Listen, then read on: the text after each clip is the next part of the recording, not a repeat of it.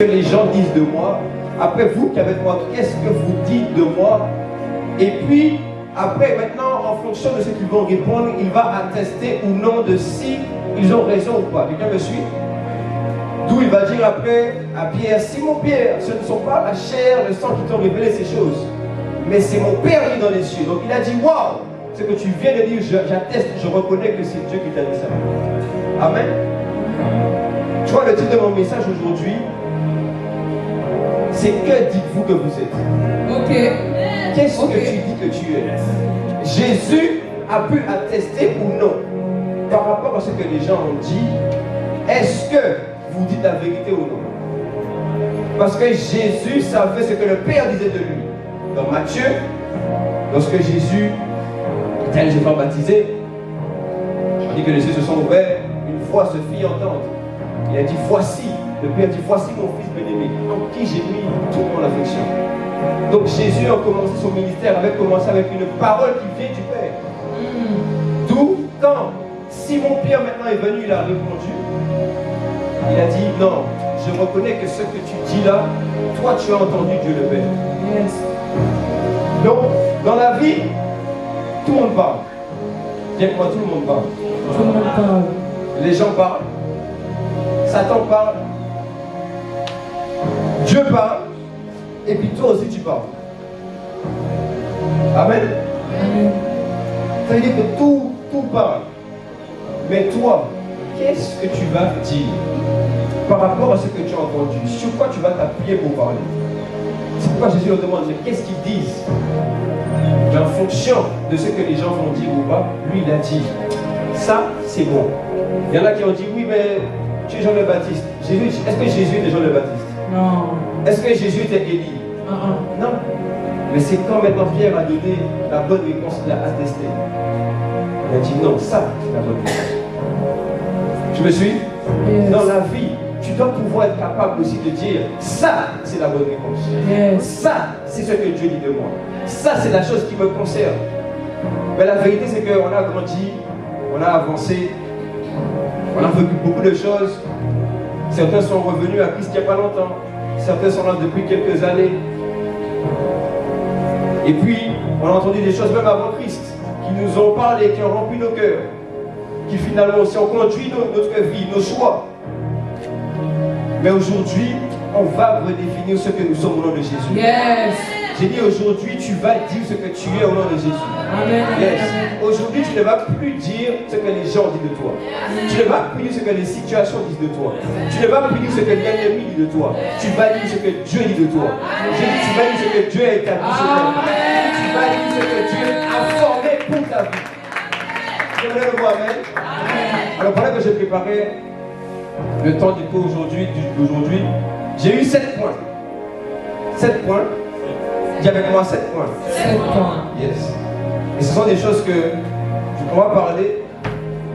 Et comme j'ai dit, les hommes parlent, tout le monde parle. Ok. C'est pas un enseignement où tu vas rester assis. Ok. C'est tu vas comprendre, tu vas assimiler, tu vas méditer, et après tu vas parler. Ok. Yes. Après tu vas te lever, tu vas dire c'est ça que je suis. Ok. Je suis ça. Donc quelqu'un me comprend ou pas? J'aime. Yes. Parce que, vous voyez, ces temps-ci, j'ai un peu mal au cœur. Et je vous parle honnêtement, j'en ai un peu marre de voir que finalement le Seigneur a prévu tant de choses pour nous. Qu'il a donné son Fils à la croix pour nous, qu'il est mort et qu'il est ressuscité. Et puis finalement, les bienfaits de la résurrection de Jésus-Christ ne sont pas encore assez efficaces dans notre vie. Vous voyez ce que je veux dire? Quelqu'un ne se dit pas un peu, mais attends, mais comment aujourd'hui je suis en relation avec Dieu et puis je vois que je marche, on ne voit pas assez le Dieu que je vis, tu vois, on ne voit pas assez le Dieu que je prie. Quelqu'un n'a pas marre un peu de prier, mais tu ne sens pas que Dieu est là totalement. J'en ai marre. Aujourd'hui c'est le jour où ça change. J'ai dit aujourd'hui c'est le jour où ça change. Amen. Et donc voilà que j'ai préparé les 7 points. Par la grâce de Dieu, j'étais étonné quand il a mis dans ma pensée l'histoire de Joseph. Ok. Parce qu'en fait, j'avais noté les 7 points. Et quand je lisais après l'histoire de Joseph, je voyais que, oh là ça a été dit, oh ici ça a été dit, oh ici ça a été dit. Donc ensemble on va voir l'histoire de Joseph. Peut-être pas en profondeur, mais on va prendre les grands points qui vont nous faire nous déclarer ce que nous sommes. Tu ne vas plus juste dire les choses juste pour dire. Tu vas croire et tu vas proclamer. Amen. Tu vas croire et tu vas proclamer. Amen. Amen. Donc on va commencer ensemble. Tout le monde a sa Bible. Qui a sa Bible? Moi.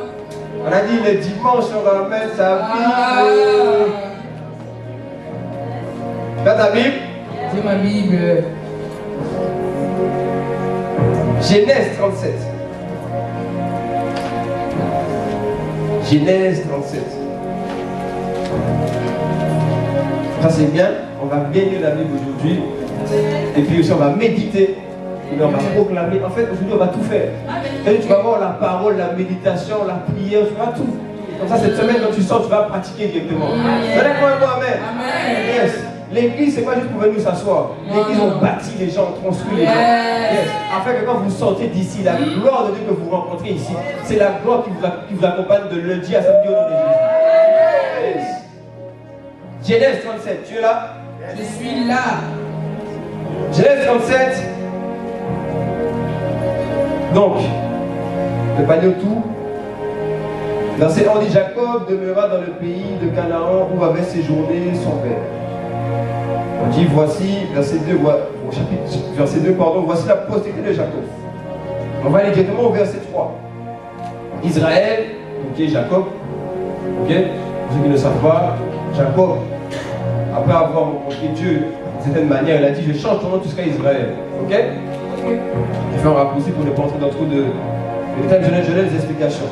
Israël aimait Joseph plus que tous ses autres fils, parce qu'il avait eu dans sa vie, dans sa vieillesse, et il lui fit une tunique de plusieurs couleurs. Ses frères virent que leur père l'aimait plus que tous, et ils le prirent en haine. Ils ne pouvaient plus lui parler avec amitié. Verset 5. Joseph eut un songe, et il le raconta à ses frères, qui le haïrent encore davantage. Dans ce passage, ce que je veux montrer, premièrement, c'est mon premier point. Premier point. C'est que de la même manière, on dit que Israël aimait Joseph. Ok? Et ici, Israël, c'est pour nous un peu comme l'image de Dieu le Père. Et nous sommes comme des Joseph. On va pas rentrer dans la comparaison, on va juste rester sur le point qui a été dit. Le premier point, c'est tu es aimé. Amen. De la même manière que Israël aimait Joseph, que Jacob aimait Joseph. Tu es aimé. Yes. Donc, je vais entrer dans les détails. Tu vois, sur chacun des passages, sur chacun des points qu'on va voir, il y a un verset qui sera en lien. C'est le verset sur lequel on va proclamer à la fin. Amen. Et c'est le verset que tu vas regarder cette semaine, que tu vas méditer, tu vas dire ça c'est moi, ça c'est moi, ça c'est moi. Mais j'explique mon point d'abord. Explique. Tu vois, Joseph est dans une situation, et beaucoup ici sont concernés, où, regarde au verset 5, il dit Joseph fait un songe et il le raconta à ses frères qui le haïrent. En fait, Joseph est dans une situation où ses frères ne l'aiment pas. Ses frères ont de la haine envers lui alors qu'il n'a rien fait. Et vous voyez, pour plusieurs d'entre nous, on a grandi dans la famille, l'entourage des amis, tu vas à l'école, tu ne comprends pas, les gens ne t'aiment pas. Les gens se moquent de toi. Alors que je n'ai rien fait. Là, on dit juste que Joseph est venu raconter un songe. Je sais pas si quelqu'un me suit. Il est juste venu dire, ah ouais, hey, les frères, voici ce que j'ai eu cette nuit. J'ai vu ça. Quand il a eu ça, il a partagé ça à ses frères, on a dit, il y a de la haine. Et si vous continuez à lire, c'est la même chose. Parce qu'après, qu'est-ce qu'ils vont faire? Ils vont même chercher une manigance pour pouvoir ôter Joseph de là et le tuer. Est-ce que quelqu'un me comprend? En fait, les amis, la vérité c'est que ce genre de situation, comme celle de Joseph, de notre enfance, ou de notre entourage, fait que ce que les gens vont faire ou vont dire va mettre en nous des pensées et qui vont définir si on se sent aimé ou pas. Pourtant, la Bible dit de base que Joseph était aimé d'Israël. Donc la vérité, c'est que toi aussi, même quand tu étais plus jeune, Dieu t'aimait déjà. Oh, j'ai dit, même quand tu ne connaissais pas Dieu, Dieu t'aimait déjà. Mais ça ne change pas que les situations, les relations que tu as eues vont dire non, tu n'es pas aimé. Est-ce que quelqu'un me comprend? Totalement. Et là où ça brise le cœur, c'est quand, surtout quand tu es animé d'une... Tu vois, quand tu grandis un peu, chaque jour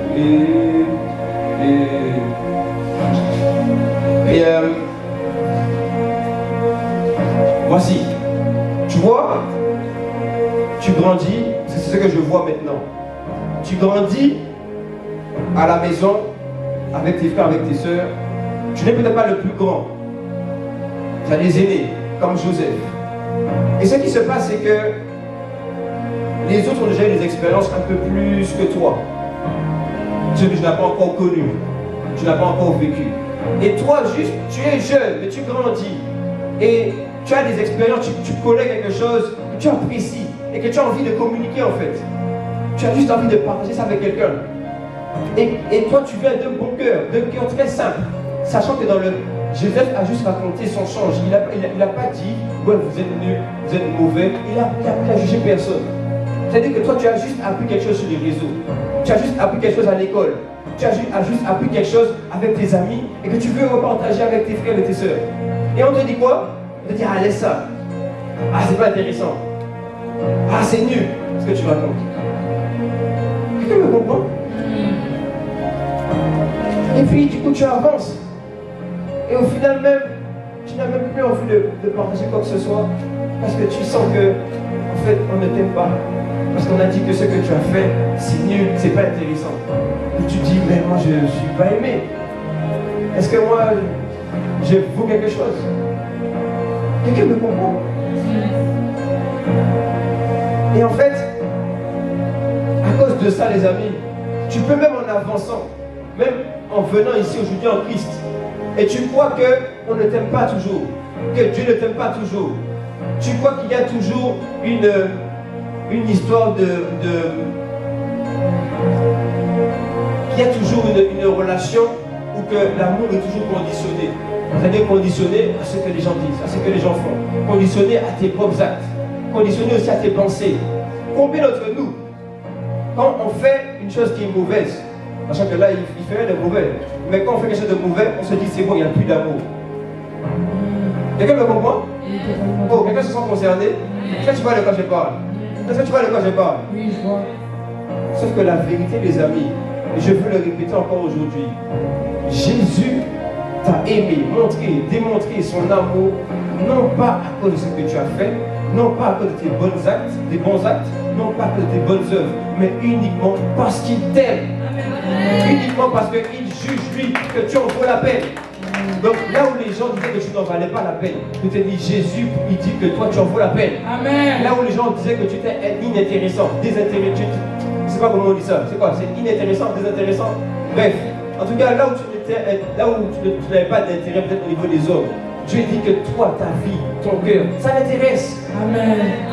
Vous voyez, même il y a des gens ici, quand vous avez des idées, des pensées, quand vous avez des choses que vous avez envie de faire, vous ne les faites pas. Par manque d'amour. Parce que vous n'avez pas l'amour en vous. Et vous vous dites que dans tous les cas, si je fais ça, c'est chaos, c'est nul, c'est rien.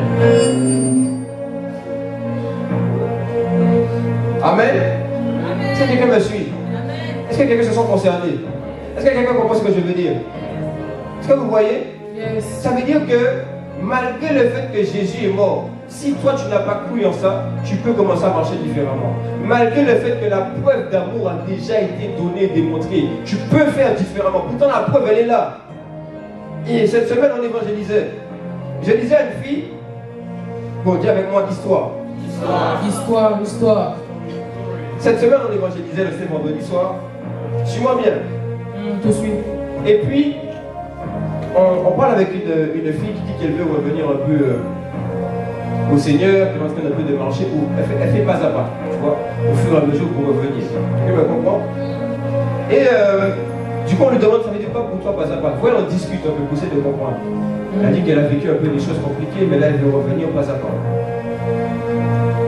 Et tu vois, du coup, moi, je lui demande, mais vu que Dieu t'aime, pourquoi ne pas revenir pleinement? Pourquoi tu dis que tu ne reviens pas à pas? Elle dit non, c'est parce qu'en fait, moi j'ai toujours fait au fur et à mesure. C'est-à-dire que quelqu'un même ici, tu te dis, moi j'ai toujours fait au fur et à mesure. J'ai toujours fait petit à petit. J'ai toujours fait du pas à pas. J'ai toujours fait genre à ma convenance, selon mon temps, selon comment les choses un peu avancent. Et vraiment qu'on parle, l'Esprit me met à cœur une chose que je lui dis de suite. Je lui dis, tu sais, je vois aussi que tu as eu des relations, c'était compliqué. Et c'est là où ça a fait en toi, ça a créé en toi le fait de vouloir revenir à Dieu. Mais là où avant, tu as cherché finalement des preuves d'amour, des démonstrations d'amour, de gens qui n'étaient pas intéressés. Ça veut dire que tu pourrais appeler des personnes qui eux-mêmes n'étaient pas intéressés par rapport à toi. Tu allais, en fait, tu étais même prêt à essayer de trouver des situations, des circonstances, de voir, vous voyez un peu les plans avec les filles, comment on fait pour, tu vois? Là, quelqu'un me comprend? Non, il faut que je parle réellement, les amis. Et je lui dis, mais Dieu a donné Jésus-Christ. C'est la plus grande preuve d'amour que tu peux recevoir sans même avoir demandé. Mais toi, tu méprises ça. Parce que c'est acquis. Parce que c'est là. Et puis tu préfères aller chercher de l'amour là-bas. Quand j'ai dit ça, elle a ouvert ses yeux. Elle a dit, ah ouais.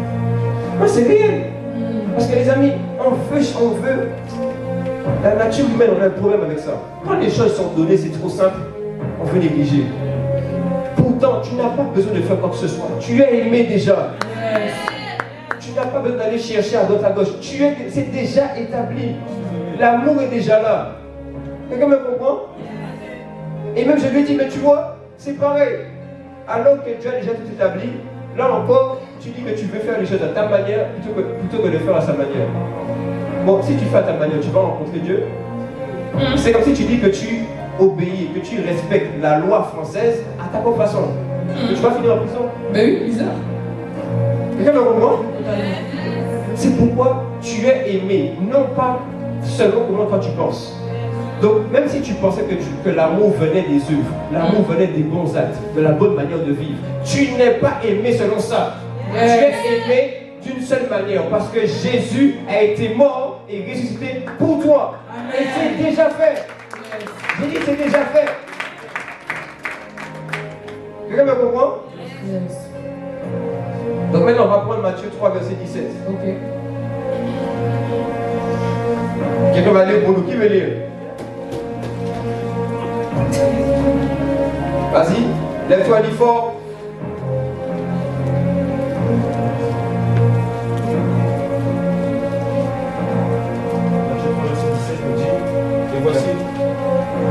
Matthieu 3, 17 dit, et voici une voix fit entendre des cieux ces paroles, celui-ci mon fils bien-aimé en qui j'ai mis toute mon affection.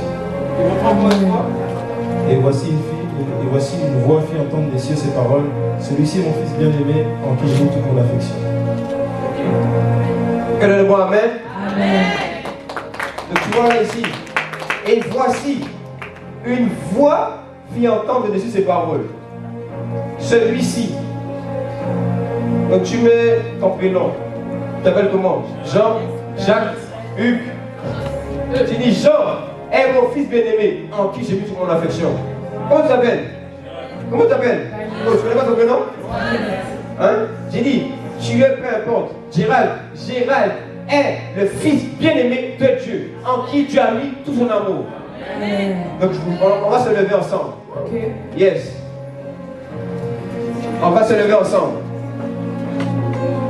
Je veux dire les amis, aujourd'hui, le but c'est d'avancer. Le but, on a assez, on vient juste à l'église, ça ne change pas. C'est toi tu dois décider.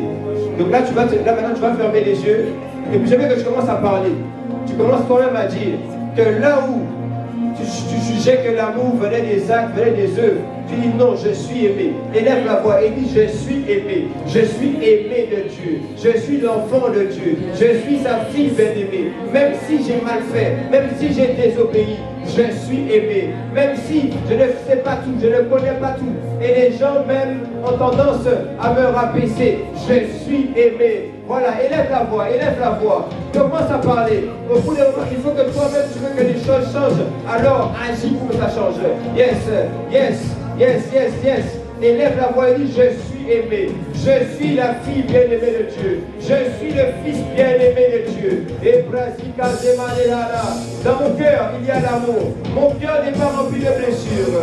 Mon cœur n'est pas rempli de mauvaises pensées. D'ailleurs, ils ont dit, tes parents peut-être même t'ont dit que tu n'étais pas aimé. Tes parents même t'ont dit que tu n'étais pas voulu. Pour autant, pour dire que tu n'étais pas voulu. Je suis venu te dire aujourd'hui que tu es voulu. Que tu es voulu. Que Dieu te veut, que Dieu t'a choisi, que Dieu t'a attiré à lui, que Dieu t'a connecté à lui, que le Seigneur t'aime et qu'il ne te juge pas. Alors lève la voix et dis voici ce que je suis, voici ce que je suis. Élève la voix et dis je suis aimé. Yes. Élève la voix. Je suis aimé de Dieu.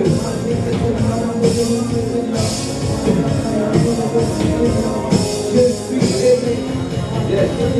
Je suis la fille de Dieu.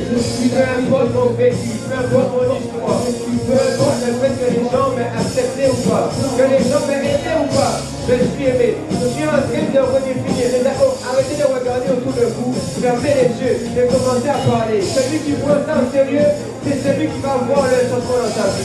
Celui qui prend ça au sérieux, celui qui va voir les choses être établies dans son cœur.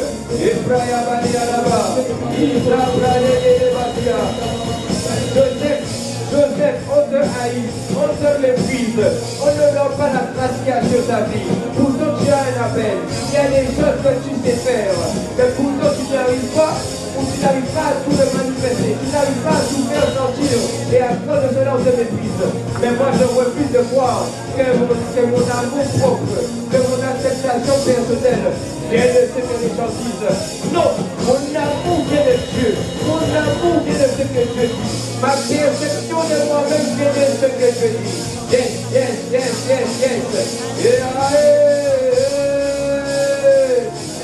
Yes. Au nom de Jésus, quelqu'un donne moi amen. On va dire ensemble, on va s'asseoir, on va répéter ensemble. On va dire je déclare dans le nom de Jésus que je suis aimé, que je suis le fils.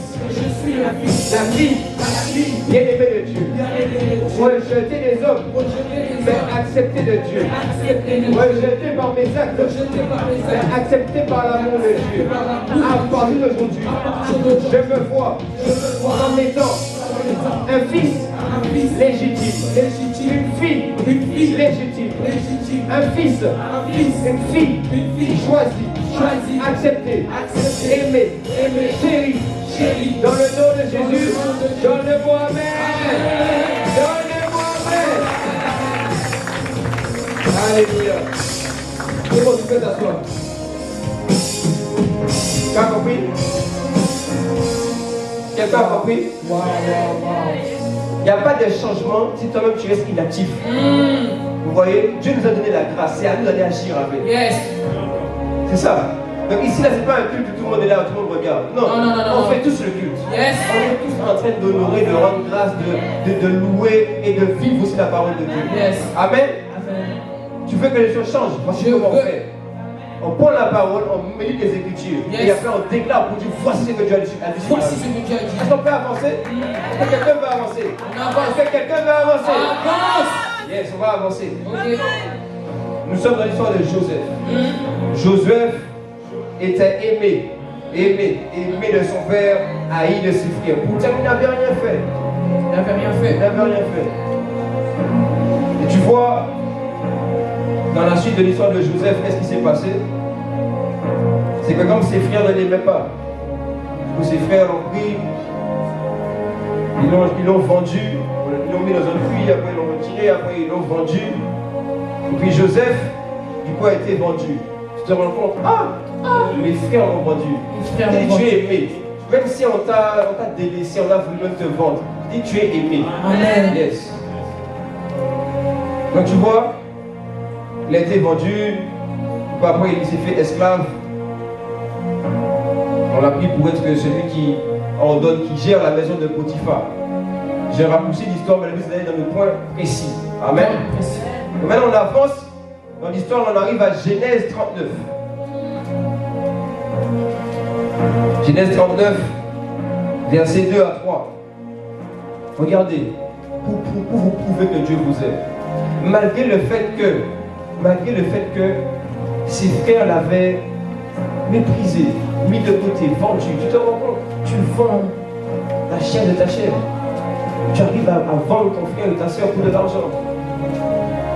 Mais regardez qu'est-ce qu'il dit. Genèse 39, verset 2.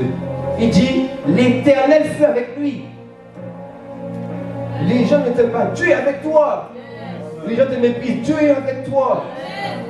Et puis regarde ce qui se passe. L'Éternel fut avec lui et la prospérité l'accompagna. Il habitait dans la maison de son maître l'Égyptien. Tu vois, ça prouve que Dieu est avec lui. Ça prouve que Dieu l'aimait.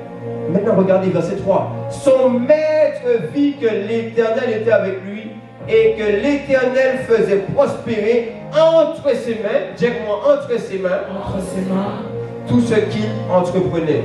Wow. Mon deuxième point. Tu n'as pas été aimé, tu as été peut-être méprisé, on n'a pas posé des regards sur toi. Mon deuxième point, c'est que peu importe ce que les gens ont dit, constaté de toi, tu es capable de faire ce que Dieu te dit de faire. J'ai dit, tu es capable de faire ce que Dieu dit de toi. Amen. Tu vois, il avait besoin d'une seule chose, Joseph, c'est que le Seigneur soit avec lui. Qu'est-ce qui s'est passé après? Entre ses mains là. Wow. Ce que Dieu a mis entre ses mains, ça a prospéré. Wow. Ce que Dieu a mis entre ses mains là. Yes. Tu te rends compte comment un gars qu'on a méprisé, on a vendu, mais quand même, le Seigneur est avec lui. Et puis il fait des choses. Ce n'est pas des grandes choses. Hein. Et puis même, vous savez, des fois même, on a trop tendance à se juger par rapport à nos accomplissements. Yes. Des fois même, tu te crois trop capable parce que tu as fait 10 projets, parce que tu as vendu pour 10 000 euros, etc. etc. Non, c'est faux. Yes. Moi j'ai une question. Joseph, là, on t'a dit qu'il a étudié? On t'a dit que Joseph a fait 5 ans d'école d'ingénieur? Non, mais réponds-moi.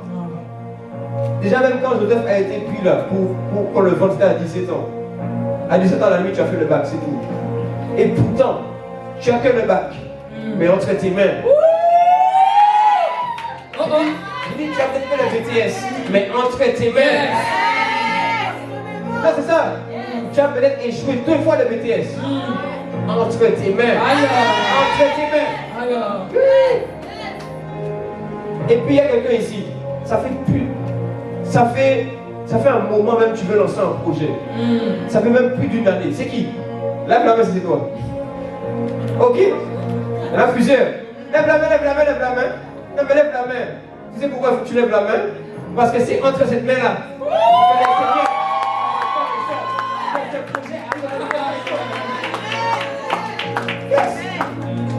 Tu es capable, chef. Qu'est-ce que les gens disent? Qui sont-ils? Sont-ils Dieu? Sont-ils des autorités? Non, je connais celui qui est l'autorité des autorités. Tu comprends? Donc, prends ta main. Yes. Prends ta main. Yes. Et tu vas dire avec moi, c'est par cette main. Que le Seigneur va accomplir de grandes choses. C'est par cette main que le Seigneur va révéler sa gloire.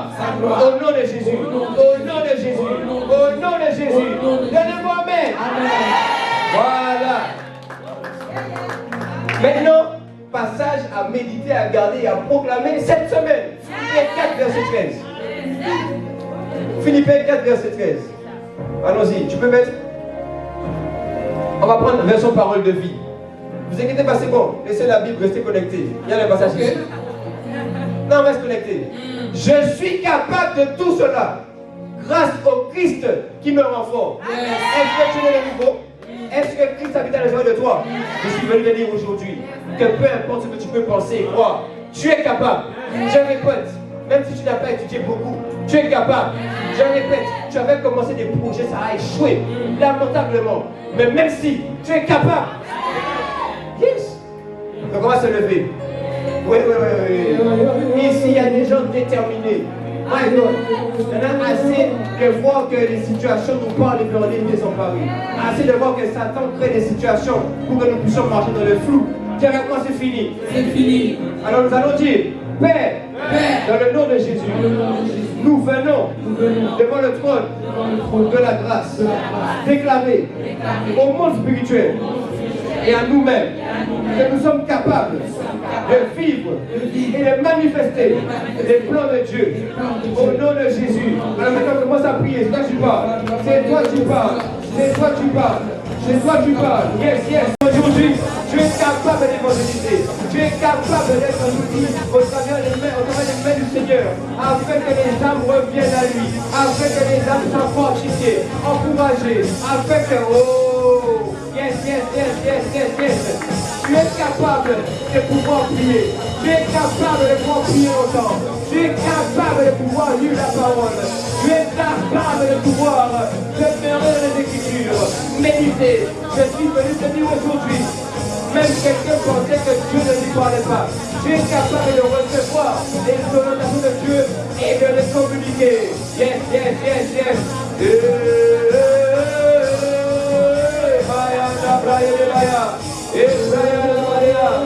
Jésus, tu es capable d'emmener la domination dans les sphères où tu es. Tu es capable de régner. Le Seigneur t'appelle en politique. Le Seigneur t'appelle dans les champs. Le Seigneur t'appelle dans la danse. Le Seigneur t'appelle dans l'entrepreneuriat. Le Seigneur t'appelle dans différents domaines, informatiques, peu importe. J'ai dit, tu es capable de dominer là-bas. Tu es capable.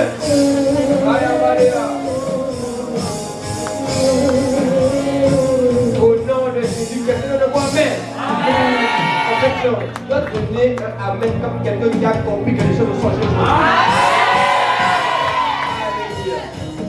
Amen. Est-ce que tu veux qu'on avance ou pas? Avance. Aujourd'hui, c'est aujourd'hui. Aujourd'hui, c'est aujourd'hui. Alors, assieds-toi. On va avancer. Le premier point. Peu importe ce qui est dit de moi, je suis aimé. Deuxième point, comme je suis aimé, je suis capable aussi. Yes. Parce que le Dieu qui m'a aimé ne m'a pas juste aimé, mais il m'a rendu capable par son esprit. C'est ça. Sinon, il n'y a pas l'évangile. L'évangile n'est pas complet. L'évangile, c'est que Dieu vient là où les hommes n'arrivaient pas à marcher en perfection devant lui. Il s'est donné, afin que de la même manière qu'on a reconnu que Jésus a marché en perfection sous la terre, il s'est donné afin que maintenant, il ne soit pas le seul à marcher en perfection sous la terre, mais que plusieurs, des fils, des frères, des sœurs, puissent aussi se lever et maintenant commencer à marcher en perfection sur la terre. Alors aussi, je vais te dire que nous avons marché en perfection sur la terre.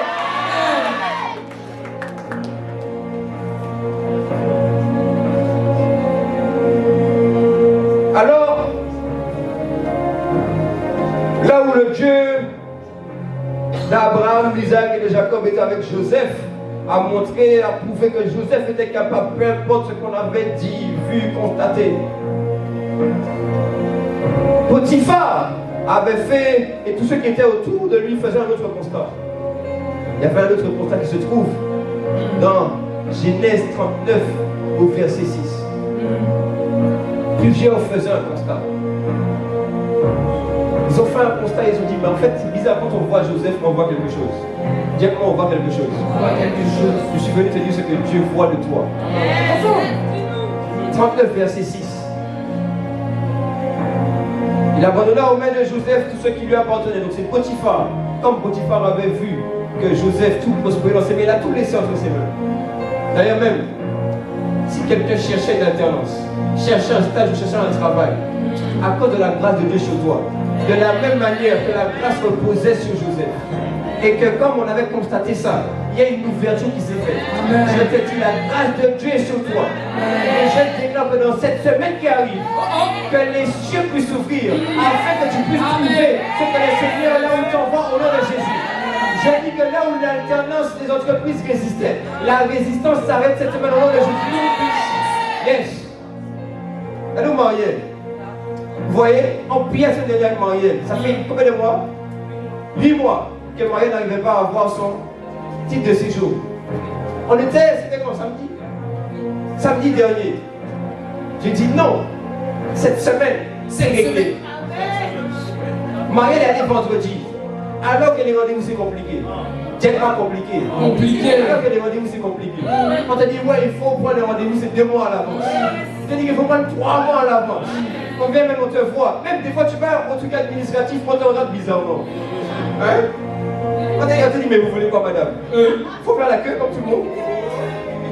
Écoute-moi, vendredi. Dites-moi vendredi. Là, depuis 8 mois, marié avec. Aïe, aïe, aïe, aïe, aïe. Là où depuis 8 mois, c'était bloqué. Et là, les vendredis, on leur dit, ah, mais madame, ok, vous, c'est une situation prioritaire. Ah, je n'ai pas compris. Priorité.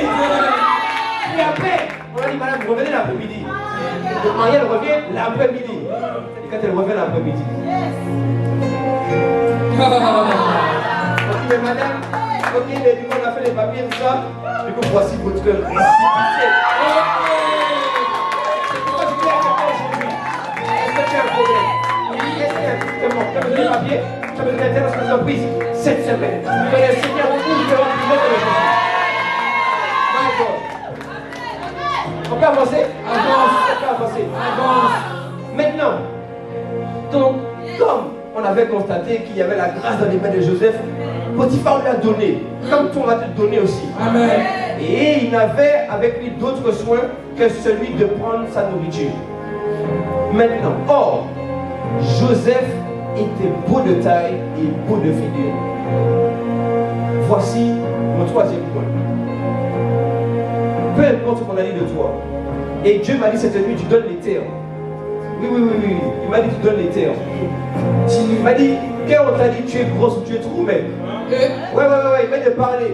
Parce qu'il faut qu'on parle, sinon après les choses, on va pas les arrêter. On t'a dit que tu étais pas beau. On t'a dit que tu étais laide. On t'a dit que tu étais moche. Je suis venu te dire la part de Dieu. Tu es une créature si merveilleuse. Je suis venu te dire que tu es beau et que tu es belle. Je suis venu te dire qu'il n'y a pas deux comme toi. Et que tu es le choix de Dieu. Et que la gloire de Dieu est sur toi, mon frère, ma soeur. Je suis venu te dire que tu es beau et que tu es belle. Qu'est-ce qu'on a dit à ce sujet? Hein? Est-ce que, tu vois, c'est là où je dis, mais regarde, écoute-moi. C'est là où je dis que tu vois, on vit des relations. Après, tu es avec une personne depuis quelques années, ou alors depuis quelques mois. Et puis au bout d'un moment, tu te dis, ouais, non, tu n'es plus à mon goût. Plus à mon goût? Ouais. Yes. Et puis après, tu commences à croire que, ah, du coup, en fait, il faut que j'aille à la salle de sport.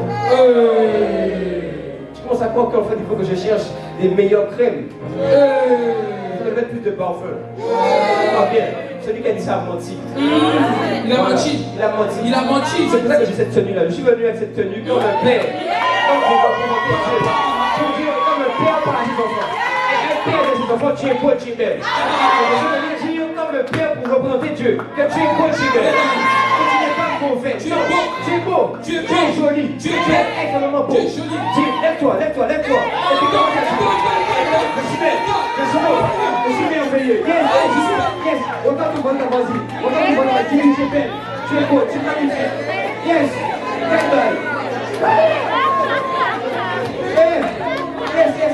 Yes.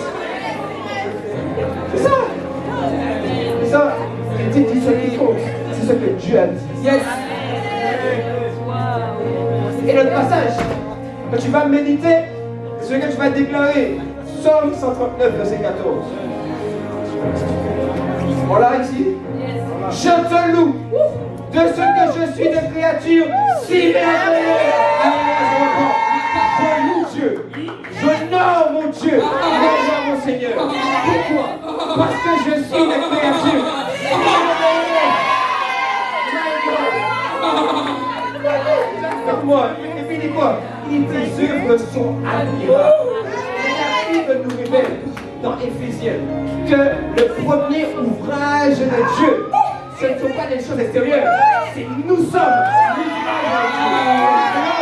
Quand il dit ici que tu as dit les œuvres sont admirables, il est en train de dire que mon frère, ma soeur, ici, tu es admirable. Puissant. Et après, il dit quoi? Tout comme Dieu a dit ça, mon âme le reconnaît. Dans mon âme là, je reconnais. Je reconnais que je suis beau. Ce n'est pas, tu sais, histoire de bruit de belle là. C'est pas parce que tu manges. C'est pas ça. Je mange tranquillement. Mais écoute-moi bien, en moi, je sais que je suis beau. Je sais que je suis merveilleux. Je suis une une créature merveilleuse.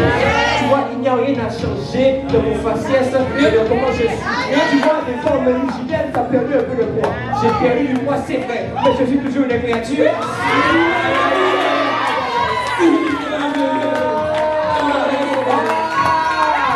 Holy Ghost. Tu vois, on va prier, on va déclarer encore. On va déclarer. Laisse-les encore. On va déclarer Père.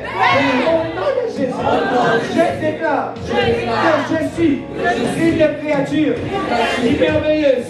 Je suis beau. Je suis belle. La gloire de Dieu est révélée par mon visage. La gloire de Dieu est révélée par mon corps et mon être tout entier. Merci Père, parce que le miroir ne me fait plus peur aujourd'hui. Dans le nom de Jésus. Yes.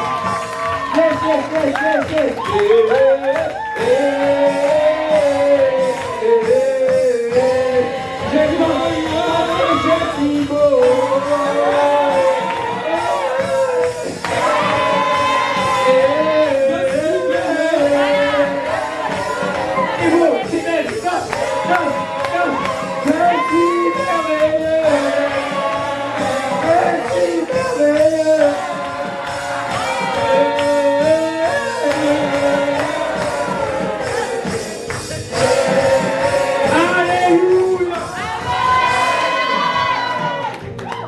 Alléluia.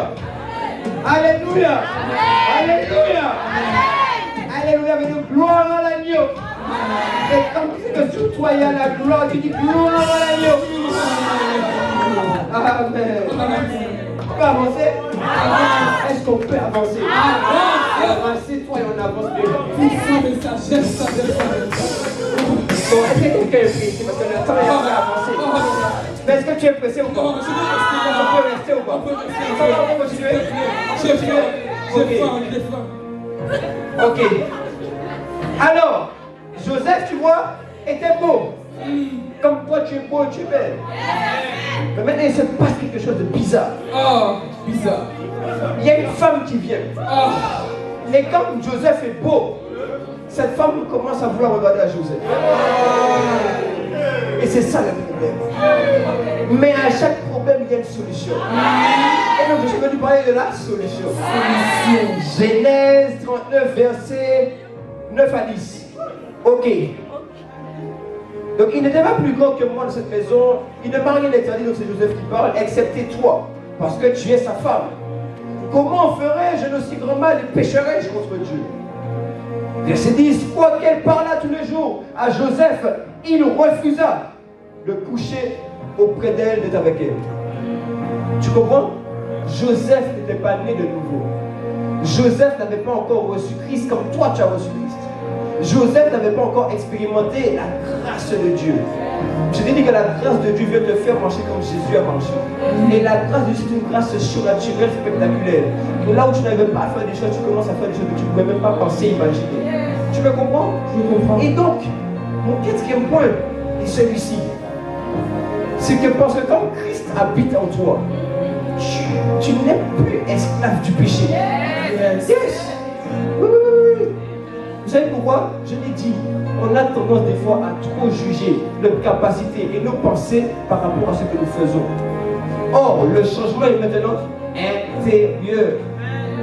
Galates 5, verset 1. Si je peux prendre Galates 5, verset 1. Il dit, c'est pour la liberté que Christ nous a affranchis. Je suis venu te dire ce matin que tu es libre du péché au nom de Jésus. Écoute-moi bien, que ce soit l'histoire d'impudicité, de masturbation, et même tu crois que tu n'y arrives pas, et tu penses même que tu ne pourras jamais y arriver. Je suis venu te dire que par le Seigneur que tu as reçu dans ta vie, dans ton cœur, tu es libre du péché au nom de Jésus. En fait, je vais t'expliquer la situation dans le monde spirituel. Dans le monde spirituel, en fait, ce qui se passe avec plusieurs d'entre nous, c'est que tu connais une prison, non? Une cellule de prison. Une cellule de prison. Donc, c'est comme si moi je suis ici dans la cellule. Ça, c'est la porte de la cellule. Et qu'est-ce qui se passe? Le jour seulement où tu dis je reçois Jésus comme Seigneur et Sauveur, écoute-moi bien, La porte, elle est ouverte. Je te dis la porte comme ça. Yes, elle est ouverte. Maintenant, qu'est-ce qui se passe pour plusieurs d'entre nous? C'est que malgré le fait que la porte est ouverte, on n'est pas conscient que la porte est ouverte. Et donc l'ennemi te fait croire que parce qu'aujourd'hui tu as encore eu des mauvaises pensées, la porte est fermée. My God, je suis venu te dire que peu importe ce que l'ennemi te dit, peu importe les fois où tu es tombé, tu as échoué, tu es libre du péché. Tu n'es plus esclave du péché. Là aussi tu dois être conscient de ça. Tu n'es pas esclave. Yes. Et j'étais un jour, je voulais prendre le train. Un jour, je voulais prendre le train. Les amis, je voulais prendre le train. Écoutez-moi bien, je voulais prendre le train. Donc j'étais à la gare d'Evry. Non, je voulais prendre le bus. Je sortais du train, je voulais prendre le bus, je suis monté. Ok. Ils me connaissent. Et donc j'attends du côté qui mène vers la fac. Quand tu es à la gare en haut, pour ceux qui connaissent, tu mènes vers la fac. Et moi je suis là, et vous voyez, j'étais à mes débuts dans la foi. Et puis tu vois, je suis là tout seul. Et puis, j'avais comme le cœur de vouloir avancer avec Dieu. Comme plusieurs ici, tu as le cœur de vouloir avancer avec Dieu. Amen. J'ai dit, je vais te donner la solution aujourd'hui. Et puis tu as même le cœur, j'ai le cœur à vouloir avancer avec Dieu, à vouloir aller plus loin et tout. Et puis tu vois, je suis là, je veux parler en langue. Je parle un peu en langue parce qu'on nous a appris, il faut parler en langue souvent. Donc je suis là, les barouka, les brada, je marche, les bradis, j'attends. Et puis, tu vois, il y a des pensées bizarres qui viennent. Oh, je n'ai pas voulu ça. Et du coup, qu'est-ce qui se passe? Je suis fait dans un combat intérieur. Et puis je suis en train de, tu vois, il y a des pensées bizarres qui viennent. Je dis non, je refuse ces pensées. Non, je ne veux plus ces pensées. Je continue à parler en langue. Les bradis, Azouz et Melea. Les bradis, et puis non, je ne veux pas. Je veux glorifier Jésus. Je veux que mes pensées, oh non, Jésus. Et puis au bout d'un moment, le Seigneur m'arrête. Il me dit stop. Il me dit tu combats pour un combat que j'ai gagné. Yes. Voici comment j'ai reçu ma délivrance. Il me dit tu combats pour un combat qui est déjà gagné. Yes. En fait, je suis là, les amis, et puis je me débat. Et puis les gens même peut-être se disent qu'est-ce qui lui arrive. Parce que moi je suis là, je marche comme ça. Tu vois, je suis en train de battre. Et puis il m'a dit tu es en train de combattre pour un combat qui est déjà gagné. À la croix, Jésus a obtenu la victoire sur tout ce qui peut te faire croire qu'il a une victoire sur toi au nom de Jésus. Yes. Et du coup, je me suis arrêté. J'ai dit, mais attends. Alors du coup, en fait, je suis dans un combat parce que moi-même, je crois qu'il y a un combat. Ok. Yes. Parce qu'en fait, tu es là. Et en fait, tu crois que finalement, se battre avec le péché, c'est ton niveau. Or, ton niveau, c'est pas le combat avec le péché. Ton niveau, c'est la domination sur le péché. Yes. Parce que tu es un enfant de Dieu, mon frère, ma soeur. Et celui qui habite en toi est plus fort que celui qui est dans le monde. Donc, je veux t'annoncer et te dire qu'aujourd'hui, tu n'as plus à te battre. Tu dois exercer ton autorité. Tu dois exercer ta domination. Alors, je me suis arrêté. Et j'ai dit, j'ai compris. J'ai compris. Et je dis, maintenant, toutes les pensées qui voulaient venir, je vous arrête au nom de Jésus. À l'instant même, elles ont arrêté. Je dis, c'est ton pardon au nom de Jésus. C'est ton histoire au nom de Jésus. Tu vois? Et puis, deuxième point, que l'Esprit m'a révélé là-dessus. En fait, même, tu sais, des fois, tu combats parce que tu crois que ces mauvaises pensées sont tes pensées à toi-même. Yes. Alors, du coup, tu dis, ouais, il faut que je change mes pensées. Sauf que le problème, c'est que toi-même, tu as déjà accepté ça comme étant tes pensées. Et donc, je me suis positionné, j'ai dit, attends, ce ne sont pas mes pensées. C'est quoi ça? C'est l'ennemi qui est là, il envoie. On dit, c'est le prince, tu vois.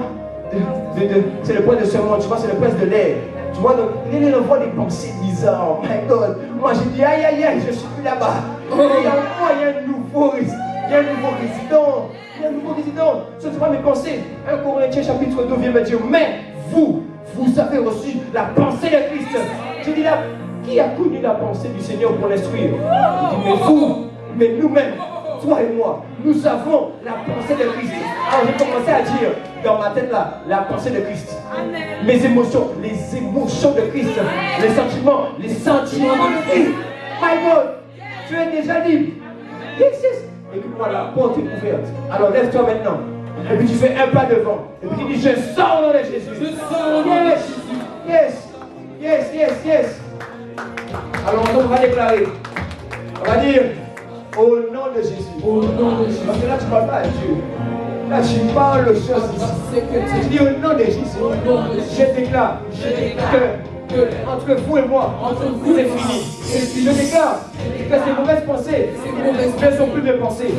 Que mes pensées sont les pensées de Christ, sont les pensées du Seigneur, sont les pensées de l'Esprit. Au nom de Jésus, alors commence à déclarer, commence à parler. La blaya là-bas, l'aimer, je déclare mon spirituel, atmosphère spirituelle. Écoutez-moi, je n'ai plus vos pensées, je n'ai plus votre vie. J'ai la vie de Dieu, j'ai les pensées de Dieu, j'ai la grâce de Dieu. Alors, je ne suis plus dans le combat. Jésus a déjà gagné à la croix. Et je viens, revêtant Christ, l'homme nouveau. Et je marche contre vous. Et je marche contre vous. Yamadea, Ibrahim, Ebra, Nezetekeala, Ibayala, yes, les pensées pures, c'est fini. C'est la domination de la participation. C'est la domination de la communication. C'est la domination sur les pensées. Yes. Oh, Jean-Maria. Et même, je viens dans le nom de Jésus contre tous les esprits qui viennent déranger mon frère, ma soeur la nuit. Yes. Vous vous cachez derrière le sentiment de peur. Parce qu'il y a plusieurs ici qui avaient peur d'avoir le message. Ils avaient peur de la publicité, peur de tomber sur son jour. Et du coup, ces esprits même venaient la nuit en s'appuyant sur cette peur, afin de pouvoir faire demeurer mes frères, ma soeur, mon frère, ma soeur, sous ce joug. Je viens contre vous au nom de Jésus. Parce que maintenant la foi a changé. Les pensées de vos frères ont changé. Je déclare que vos œuvres s'arrêtent dans leur vie au nom de Jésus. À partir d'aujourd'hui, c'est fini. Je dis que c'est fini. Et que vous ne pouvez plus revenir dans le nom de Jésus. Alléluia. Amen. Non, frère. Écoute-moi, on a assez. C'est pour la liberté que Christ nous a affranchis. Nous a libérés. Arrête de te voir comme étant un petit ou une petite. Tu n'es pas un petit, frère. Tu n'es pas là pour dealer avec le péché. C'est toi tu domines. Genèse 1, verset 27, il a dit qu'il a créé Adam et Ève pour qu'ils dominent. Pour qu'ils assujettissent la terre et qu'ils dominent. Donc tu es là pour dominer. La vie, ça se domine. Et tu domines pourquoi? Parce qu'en toi tu as le roi des rois. Yes! Alors assieds-toi et on avance. Est-ce que quelqu'un veut avancer?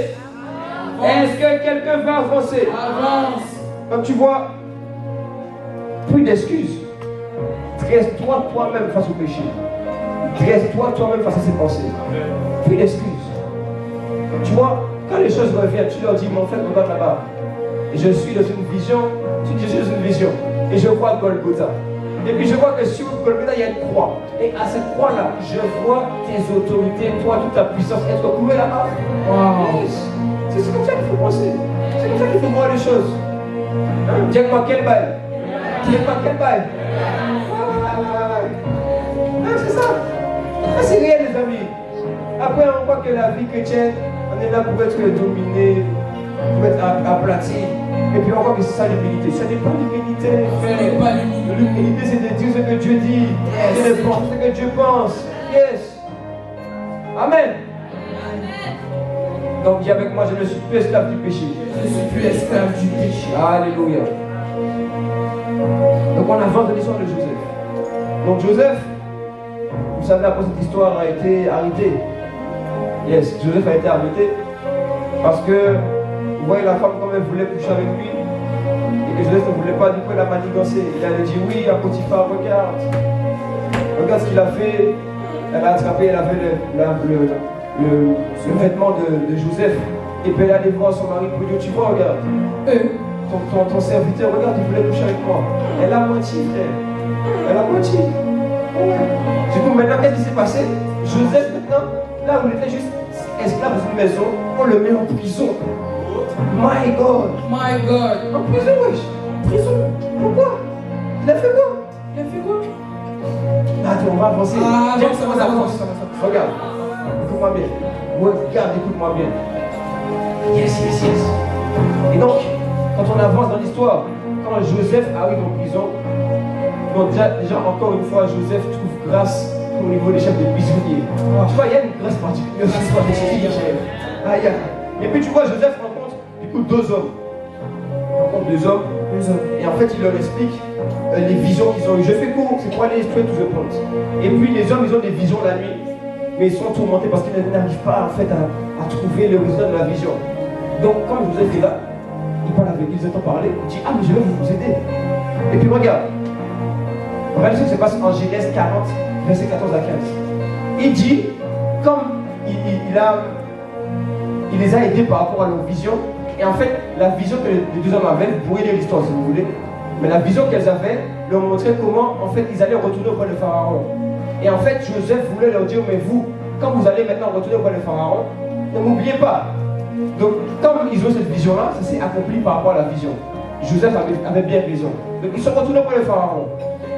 Mais regardez qu'est-ce qu'il dit avant ça. 14, il dit, mais souviens-toi de moi quand tu seras heureux.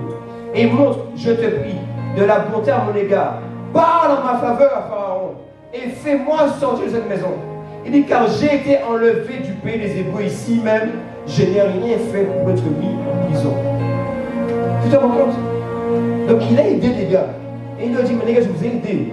Donc du coup, quand vous allez partir là, je vais donner l'explication juste, claire, précise. Ne m'oubliez pas. Et il dit pourquoi? Mais regardez, en fait, je suis dans une situation, ce n'est pas moi, je n'ai rien fait. Est-ce que tu comprends un peu? Imagine, tu es en prison, tu n'as rien fait. Déjà, même quand on prend juste ton repas dans le frigo qui est à toi, tu es vénère. Ah, tu m'entends pas?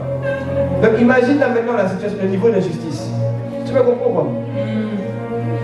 Mais tu vois, pendant que je pensais à ce point, que je préparais ce point, Jean m'a dit que par rapport à ça, il y a des gens, vous aussi, dans votre enfance, qu'est-ce qui s'est passé?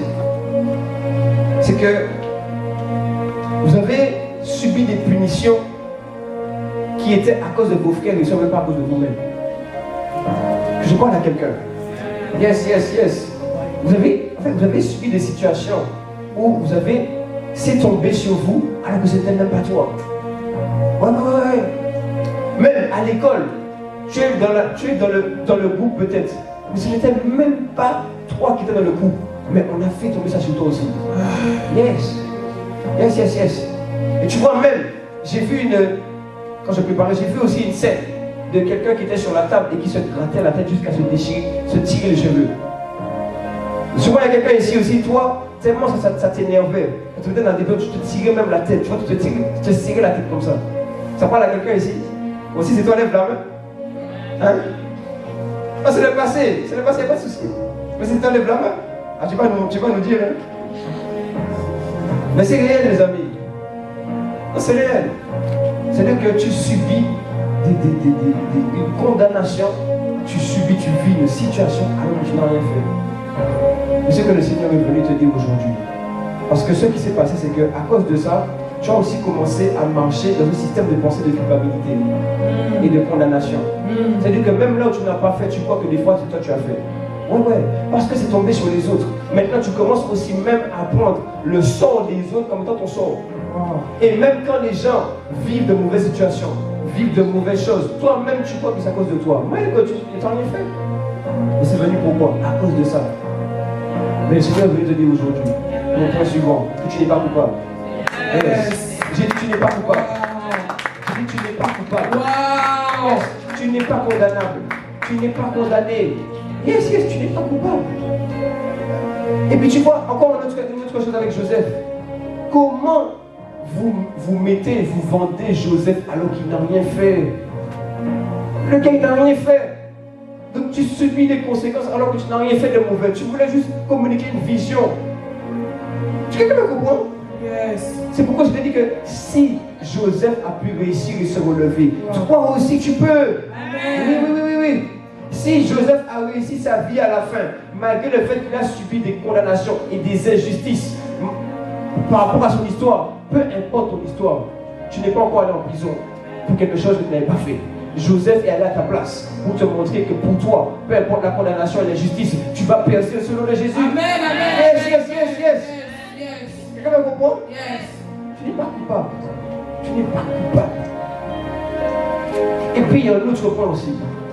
Vous voyez, même quand vous avez mal fait,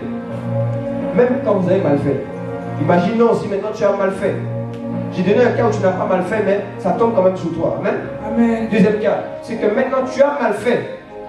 Tu t'es trompé, tu as gaffé, tu as désobéi. Ça ne change pas que le châtiment qui devait tomber sur toi, Jésus est venu le prendre pour toi là-bas. Wow. De sorte que, tu n'es pas coupable. Si on peut prendre Ésaïe 53, verset 5. Ésaïe 53, verset 5. Et maintenant, on va déclarer aussi par rapport à ça. Parce que vous voyez, pour beaucoup, même il y a des gens, vous n'avez plus envie de faire certaines choses parce que vous pensez que si vous vous trompez, on va vous condamner. Vous pensez que si vous vous trompez, on va vous arrêter. Vous pensez que si vous vous trompez, vous allez commencer à subir une injustice. Vous pensez que si vous vous trompez, on va commencer à vous faire, à vous punir ou à plein de choses. Du coup, il y a des choses qu'il y a en toi, tu ne peux même pas faire à cause de l'injustice. Mais Dieu a dit, ton injustice, je l'ai prise. Tu vas prendre ma justice. Revêt-toi maintenant de ce que je suis et de ce que tu es en moi, afin de pouvoir marcher. Amen. Amen. 53, verset 5. Il dit, mais il était, on va lire ensemble. 3, 2, 1. Mais il était blessé pour nos péchés, brisé pour nos iniquités. Le châtiment qui nous donne la paix est tombé sur lui, et c'est par ses meurtrissures que nous sommes guéris. Quelqu'un comprend? Le châtiment, ça veut dire les conséquences des mauvais actes. Tu vois? C'est ça le châtiment. C'est-à-dire que tout ce que tu dois subir parce que tu as mal fait. Et même quand tu as bien fait aussi, tout ce que tu dois subir par rapport à ça. Il dit c'est tombé sur lui. Donc du coup, ne commence plus à vouloir vivre, faire les choses en réfléchissant au châtiment. Yes. Il y a beaucoup de gens ici, quand tu penses à faire une action, tu penses directement, ah mais le châtiment, est-ce que ça va mal faire? Est-ce que ça va bien faire? Est-ce que ça va échouer? Est-ce qu'on va mal me voir? Est-ce qu'on va mal me regarder? Oh, ça me vient maintenant. Il y a même, vous ne faites pas des choses dans votre groupe d'amis de peur qu'on vous mette de côté. Oui. Wow. Ça veut dire que, vous voyez, je vous explique quelque chose. Quand vous vous convertissez à Christ, les gens en général, vous vous rendez compte que la vie qu'ils mènent et votre vie, c'est plus la même chose. Tu comprends? Yes. Tu te rends compte qu'ils ont une vie que tu as, ta propre vie, et c'est pas prévu pareil. Et tu sens que si tu continues avec eux, ça va être dur, quoi. Ça va être dur pour toi surtout. Et du coup, tu commences maintenant à avoir peur du regard des gens, donc du châtiment, de la manière dont ils vont te traiter si tu arrêtes d'être avec eux. Ah bon? Yes. Mais Jésus veut te délivrer de ça. Yes. Jésus veut te libérer de ça. Yes. On m'a posé la question, oui, mais aujourd'hui je te vois, tu es jeune, tu prêches, tu es là, tu prends soin des âmes, tu es berger, etc. Écoute-moi, on m'a demandé, mais du coup au début c'est comment? Au début quand je me suis converti, mes amis même ils ont dit, ah, ouais, ok, pasteur. Écoute-moi, quand on m'appelle pasteur, j'étais content. Parce que ça veut dire que j'ai commencé à vivre une vie qui est la vie de Dieu. Amen. Mais comment, quand les gens disent de toi de mauvaises choses, tu n'es pas content? Maintenant, quand tu viens à Christ, on dit, ah oui, voici le pasteur, tu commences à pas être content. Alors qu'il dit c'est une bonne chose. Ah oui, tu es bizarre. Tu es bizarre. Oui. Et ah bon, je suis le pasteur alors.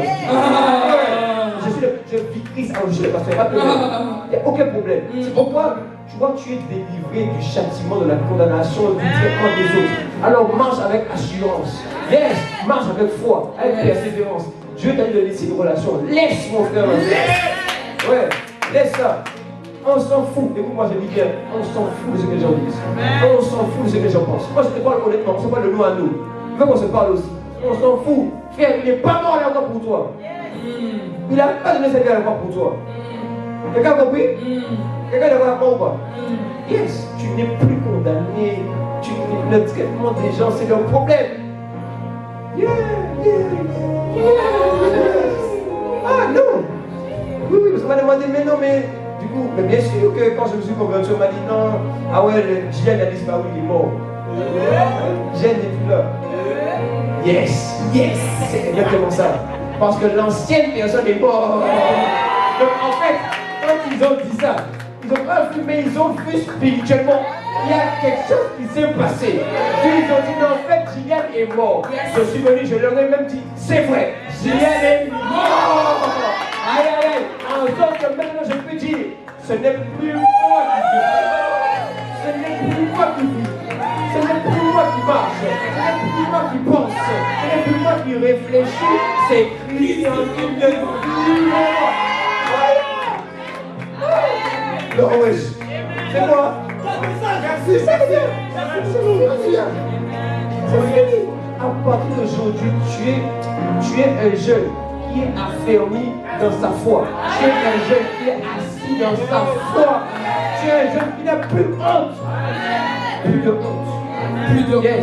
Plus de honte. Plus de honte. Plus de honte. Plus de J'ai honte. dit plus de honte. Plus de honte. Yes. Alors j'ai honte pourquoi? J'ai honte pour rien du tout. Pour rien. Et puis même, équiper des trucs sur TikTok sur moi. Parler sur Instagram. Parler sur WhatsApp. Parler. Je n'ai rien à faire. Rien à faire. Ouais, rien à faire. Rien à faire. Non, j'ai dit je n'ai rien à faire. Non, il faut qu'on se parle. Sinon tu ne comprends pas trop. Tu vas rentrer à la maison, tu vas dire, ah, est-ce que... Ah. Tu vois, cette semaine, dis-moi cette semaine. Cette semaine. On va te demander de venir à un endroit avec des personnes. Toi-même, tu sauras de ton côté, il faudra dire non. Alors c'est à ce moment-là que tu vas manifester ce que tu es en train de dire ici. Tu vas dire non, je ne viens pas. Et pourquoi tu vas te rappeler de ça? Il y a quelqu'un qui va te rappeler de ça. On a dit dimanche qu'il y a des gens qui vont t'inviter. Ils vont dire, ouais, viens ici. Mais toi, tu sais que quand tu vas là-bas, l'atmosphère, elle est pourrie. Pourri. Et comme tu as peur de ce que les gens vont dire, ah, mais elle vient plus trop avec nous. Ah, mais lui, il vient plus trop avec nous. Et alors? Et alors? Et alors? Et alors? Je ne viens plus. Viens plus. Je ne vais plus là-bas. Viens plus. C'est quoi? C'est quoi? C'est pour la liberté que Christ m'a affranchi. Yes. Je suis libre de vous. Je suis délivré de vous. Délivré. Yes. Yes. C'est ça. Le châtiment qui nous donne la paix. Le châtiment qui nous donne la paix est tombé sur lui. Yes. Jésus a pris la porte, tu as pris la paix. Est-ce que quelqu'un est décidé aujourd'hui? Yes. Alors lève-toi maintenant. Comme tu es décidé, lève-toi. Yes, yes, yes, yes. C'est ça. Aujourd'hui, c'est un culte de décision. C'est un culte de transformation. C'est un culte de changement. My God. Alors, on va élever la voix. Et ensemble, on va dire Père. Dans le nom de Jésus. Dans le nom de Jésus. Je reconnais. Je reconnais Que le châtiment. le châtiment Donne la paix. donne la paix. Est tombé sur Jésus. Tombé sur Jésus. Alors, je n'ai plus peur Alors je n'ai plus des peur. mauvais traitements. Des mauvais Je n'ai plus peur Je n'ai plus de peur. la mise à l'écart. De la mise à l'écart. Je n'ai plus honte Je n'ai plus honte de Christ. de Christ. Mais je vais marcher Je vais marcher avec assurance et avec fermeté. Au nom de Jésus, alors commence à parler. Commence à déclarer. Commence à dire que tu n'as plus peur. Commence à dire que tu n'es plus coupable. Commence à dire, oh, que tu n'as plus peur des mauvais traitements. Tu n'as même plus peur des erreurs. Yes, lève la voix. Yes, Père, nous déclarons dans ta présence que nous n'avons plus peur, que nous ne sommes plus coupables, nous n'avons plus peur du châtiment. Pourquoi nous ne sommes plus coupables? Le châtiment qui nous donne la paix est tombé sur Jésus. Je n'ai plus de culpabilité dans mon cœur. Je n'ai plus les sentiments de condamnation dans mon cœur. Yes.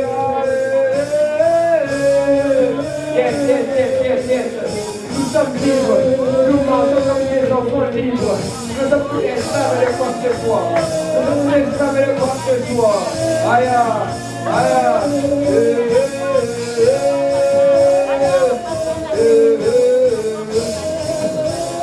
Au nom de Jésus. Quelqu'un dans le bois, amen. Quelqu'un dans le bois, amen. Wow. Ok, assieds-toi.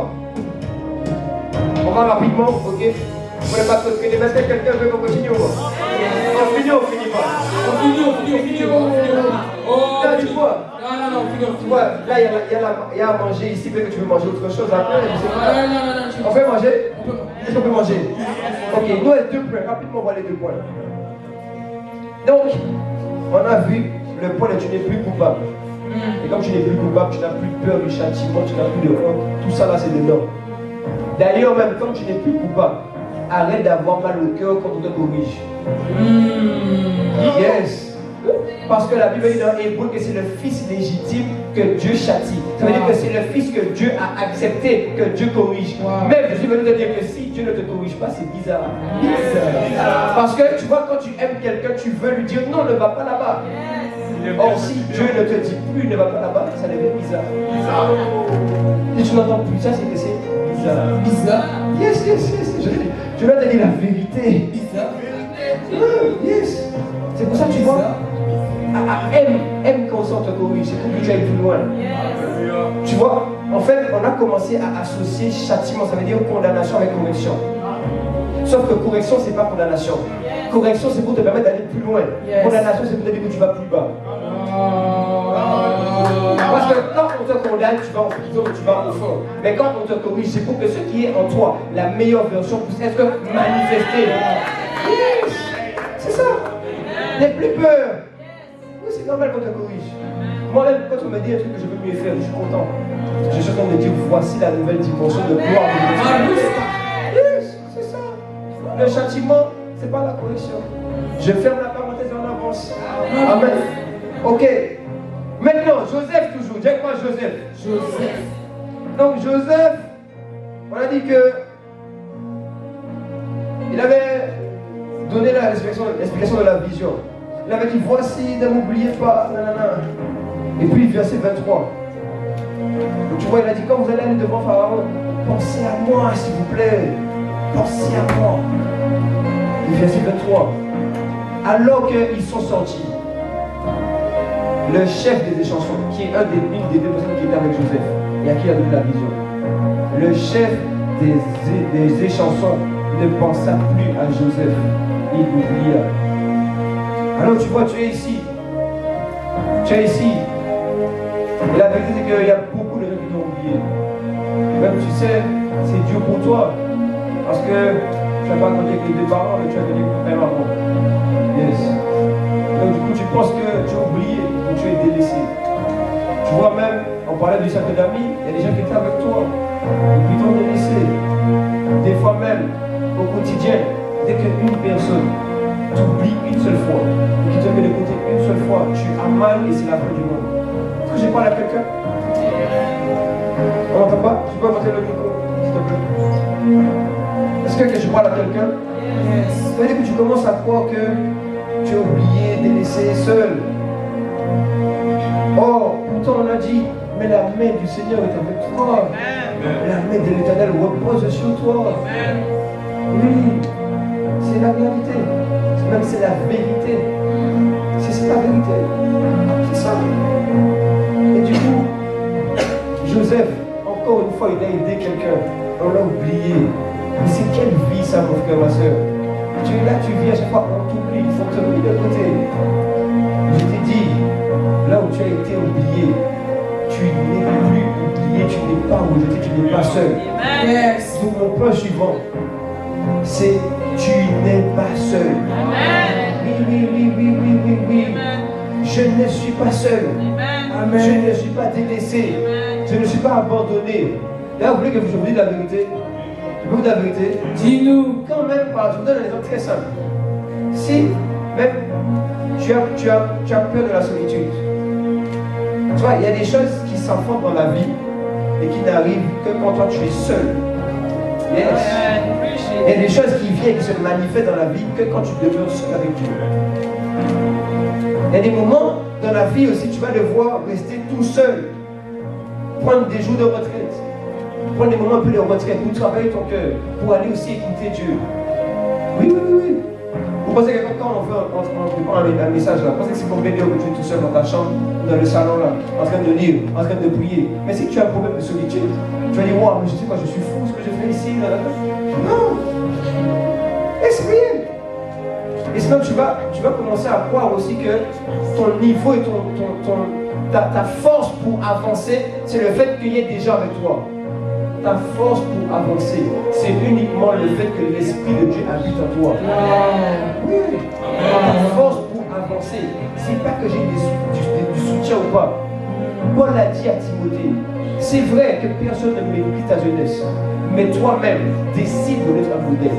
Même si on te méprise ou on ne te méprise pas, même si tu es accompagné ou pas accompagné, prends la décision que tu vas avancer avec Dieu. Yes. C'est ça. C'est pourquoi même il va lui dire après le verset 12 au verset 15, si je ne me trompe pas, il dit ne néglige pas ce que tu as reçu, le don que tu as reçu. En sorte que si tu prends soin du don, tu vas voir que même si tu es seul, tu n'es pas seul. Tu vas vivre une vie extraordinaire. Amen. Tu vas vivre la vie de Dieu.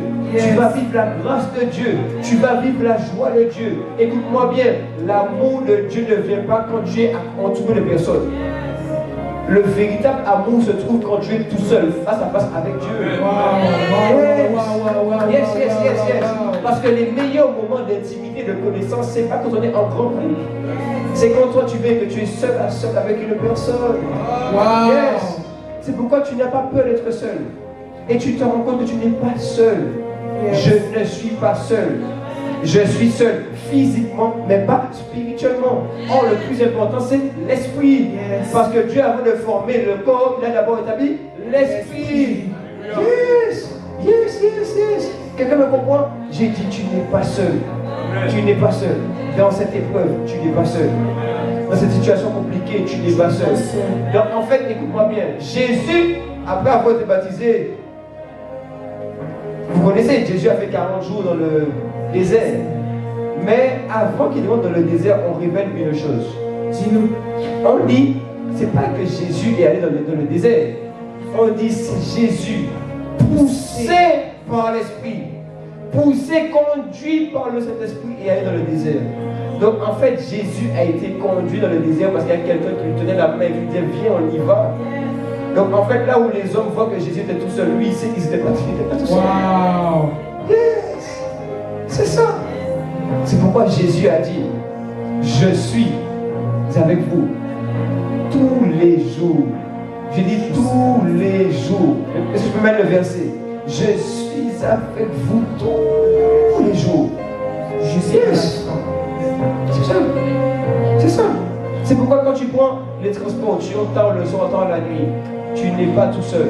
Yes. Moi j'aimais ça même. Quand je rentrais dans les transports 23h30, il dit c'est le moment de voir qui est esprit. Yes. C'est le moment de voir qui est spirituel. Mais comment ça marchait? Yes. Je suis tout seul, il fait noir. Mais en fait, c'est juste qu'ils n'ont pas vu qu'il y a une lumière ici. Tu vois, c'est vrai qu'il fait noir dans le monde physique. Mais la vérité, c'est qu'il y a une lumière à l'intérieur de moi. Et en fait, cette lumière même les éclaire parce que du coup, comme il y a la lumière ici, ils commencent à se dire, mais comment ça? Là-bas, tout est noir, mais là-bas, je vois qu'il y a quelque chose qui s'allume. Wow. C'est pourquoi maintenant les choses viennent à toi. Et tu penses que maintenant les épreuves, c'est compliqué. Non, ils ont vu la lumière. Wow. C'est ça. Ils ont vu la lumière. C'est ça. Un lieu et un endroit n'est pas intéressant tant qu'il n'y a pas quelqu'un qui vient amener la lumière ici. Yes. Amen. Yes. Yes. C'est pour ça que j'aime la solitude. Parce que quand je suis seul, je commence à parler avec Dieu. Je commence à avoir des moments où tu vois, je sens que ce qui me laisse, ça rentre en moi. Et puis je le contemple encore, ça rentre en moi. Je le contemple, ça rentre en moi. Je le... Tu vois, c'est ça en fait, tu es en train de vivre perpétuellement une espèce de changement, une espèce de rencontre, une espèce de transformation qui ne s'arrête pas. Tu dis, mais comment je suis venu encore hier, aujourd'hui encore, oh my God. Et là, tu vois, tu commences à comprendre que tu n'es pas tout seul. Comment tu expliques que tu dis que tu vas prier dans ta chambre tout seul, et puis quand tu ressors, tu es dans la joie. Tu as rencontré quoi là-bas? Il y avait quoi à part le lit, et puis le bureau? Qu'est-ce que tu as rencontré là-bas? Comment tu peux... Mais attends, si je dis que je vais chez le président, je vais retrouver avec le sourire parce qu'il va me dire, bon, je t'ai accordé ce que tu voulais. Mais quand je suis allé dans le bureau, là, j'ai rencontré le président. Mais la Bible dit dans Matthieu 6, mais quand tu pries, entre dans ta chambre, et le Père qui est déjà là. Yes. Tu n'es pas seul. Tu n'es pas seul. C'est pourquoi là où tu es, ferme les yeux. Yes, il faut que maintenant ferme les yeux. Ferme les yeux, ferme les yeux. Parce que tu vois, quand tu fermes les yeux, il fait noir, tu ne vois plus rien. Ferme les yeux. Ferme les yeux, ferme les yeux. Et puis dis, je ne suis pas seul. Yes, ferme les yeux, dis, je ne suis pas seul. Parce que aussi, des fois, la solitude, on juge la solitude à cause de ce qu'on voit dans notre œil charnel, dans notre œil naturel. Or, tu dois apprendre aussi à apprécier les moments où tu fermes les yeux. Et puis tu es dans la présence de Dieu. Et puis tu es là, et puis il est là. Et puis il dit, yes. Tu vois, tu es là et puis tu commences à adorer. Tu es là, mais tu n'es pas seul. Tu vois, en fait, même vous êtes là, mais en vrai, pour moi, vous n'êtes même plus là. Parce que ce qui est là pour moi, c'est la présence de Dieu. Yes, toi, tu es là tout simplement, et puis tu adores sa présence. Tu vois qu'il est là. Yes, tu te rends compte qu'il est même plus véritable. Il est même plus proche de toi que ton manteau. Il est plus proche de ta chemise, de ton t-shirt. Il est même plus proche de ça. Pourquoi? Parce qu'il est en toi. Il est à l'intérieur de toi. Tu n'es pas seul. Tu n'es pas seul. Tu n'es pas seul. Tu n'es pas seul. Tu n'es pas seul. Toi qui avais peur du mort, tu n'es pas seul. Tu n'es pas seul. Tu n'es pas seul. Tu n'es pas seul. Toi qui n'avais pas connu tes deux parents, tu n'es pas seul. Tu n'es pas seul. Tu n'es pas seul. Dieu le Père et le Père des orphelins. C'est lui qui nous adopte. C'est lui qui nous ramène dans sa présence. Tu n'es pas seul. Tu n'es pas seul. Tu vas commencer à affectionner, à aimer les moments seuls avec Dieu. Les moments de solitude avec le Père. Les moments de solitude de contemplation où tu lui dis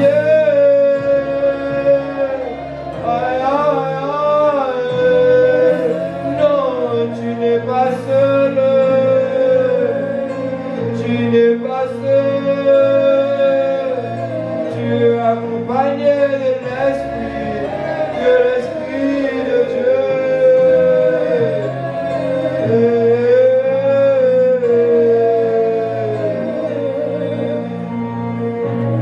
Tu vois que là où tu es, que le Seigneur puisse imprimer maintenant dans ton cœur une conscience de sa présence.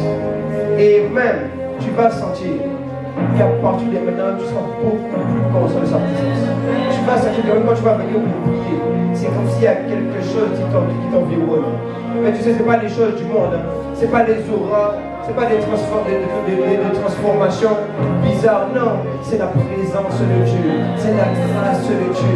C'est l'amour de Dieu qui vient, qui t'environne. Là où tu n'avais pas eu de père pour te faire des câlins, Dieu maintenant te prend et il vient te faire un câlin d'amour afin de restaurer l'amour dans ton cœur, pour te montrer que tu n'es pas seul. Et même des fois tu as commencé à te regarder autour. Une situation est compliquée, difficile, tu regardes à droite et à gauche. Mais il dit, tu n'es pas seul, tu n'es pas seul. Yes, yes, yes, yes, yes, yes, yes. Alors à partir d'aujourd'hui, celui qui avait peur du nom n'a plus peur du nom de Jésus. Celui qui avait peur de l'abandon, qu'on le laisse tout seul. Tu n'as plus peur de l'abandon au nom de Jésus. Peu importe ton histoire, tu n'as pas connu tes deux parents. Tu as grandi avec quelqu'un dans la famille. Tu as été adopté, peu importe. J'ai dit, tu n'es pas seul au nom de Jésus. Tu n'es pas seul. Et à partir de maintenant, tu vas même beaucoup plus et commencer à t'attacher à la présence de Dieu plutôt qu'à t'attacher aux hommes. Yes. Ça, c'est quand tu es conscient que tu n'es pas seul. Au nom de Jésus, quelqu'un donne un bon amen. Quelqu'un donne un bon amen. Yes. Non, mais je sais que tu voulais rester dans la présence pendant avancer. Dernier point. On peut finir? Yes. Qui veut le dernier point? Qui veut le dernier point? Je veux. Yes. Sinon, je vais parler et je ne vais pas vouloir continuer. Qui veut le dernier point? Genèse 41, verset 39. Donc après cette histoire, ne t'inquiète pas, on a dit que la main du Seigneur était sur David. Donc malgré le fait qu'on l'avait oublié, il y avait une solution. Yes. Il y avait une solution. Yes, yes. Du coup, David n'est pas resté dans la prison. Joseph, pardon. Il n'est pas dans la prison, excusez-moi. Et donc, qu'est-ce qui s'est passé? C'est que, après ça, c'est Pharaon qui a eu un songe. Et du coup, quand Pharaon a eu le songe, le chef des chansons, ils se sont rappelés qu'il y avait Joseph qui, dans la prison, leur avait expliqué le songe. Oh, yes. Tu vois, Dieu ne t'a pas oublié. Là où tu penses que ta situation s'est terminée, il va susciter d'autres situations pour ramener le règne de Dieu dans ta vie. Yes. Yes. Et donc, regarde ce qui se passe. Il se passe une chose très simple. C'est qu'après ça, ils vont dire, ok, allons chercher Joseph. Joseph, du coup, commence à maintenant expliquer à Pharaon son songe. Du coup, les gens tous stupéfaits, ils disent, oh, mais c'est incroyable. Et puis maintenant, dans Genèse, du coup, 41, verset 39, Pharaon répondit à Joseph, après qu'il lui donnait le songe. Il a expliqué tout le songe pour lui expliquer qu'il y avait 7 années de famine qui allaient arriver, mais aussi 7 années d'abondance. Donc voilà, en fait, Je ne rentre pas dans le détail, j'explique juste pour que vous puissiez comprendre. Donc, comme Joseph a révélé à Pharaon son songe, Pharaon a détecté un truc dans Joseph. Et dit, 39, et Pharaon dit à Joseph, puisque Dieu t'a fait connaître toutes ces choses, il n'y a personne qui soit aussi intelligent et aussi sage que toi. Pour ça. Wow. C'est pourquoi en fait, par rapport à la vision que Pharaon avait eue, il a dit comme c'est toi qui m'as révélé la vision. En fait, c'est toi qui vas mettre en œuvre tout pour que la vision s'accomplisse. Wow. Donc du coup, qu'est-ce qui s'est passé? De prisonnier, Joseph est devenu celui qui avait même la place de Pharaon. Wow. Yes. C'est ça les amis. Mais voici mon point. Ici. Tu es encore mon point? Dis-nous. Tu vois, c'est qu'il y a une manière dont Pharaon parle. Il dit, il n'y a personne qui soit aussi intelligent que toi. Il n'y a personne qui soit aussi sage que toi. En fait, mon point, c'est de dire que il y a des choses qu'il n'y a que toi tu peux faire.